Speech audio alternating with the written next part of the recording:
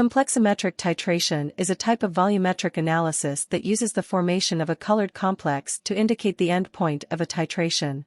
It is especially useful for determining the concentration of metal ions in a solution.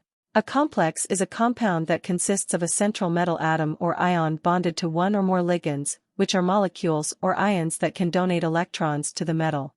A ligand that can form more than one bond with the metal is called a chelating agent or a chelator. One of the most common chelators used in complexometric titration is EDTA, which stands for ethylene-diamine tetrashic acid. EDTA can form a stable complex with many metal ions by donating 6 pairs of electrons from its 4 carboxyl groups and 2 amino groups.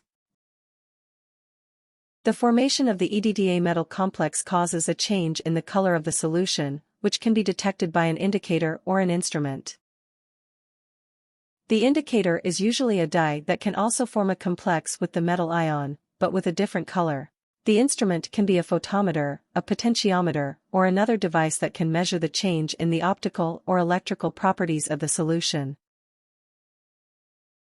Enjoy some classes. We provide you with valuable and up-to-date knowledge about the pharmacy education. We create entertaining yet informative videos on topics such as chemistry of drugs, biochemical reaction, and much more. Hit that subscribe button and press the bell icon and join our mission to make understanding pharmacy easier for everyone. Like, share, and comment on our videos. We look forward to hearing from you.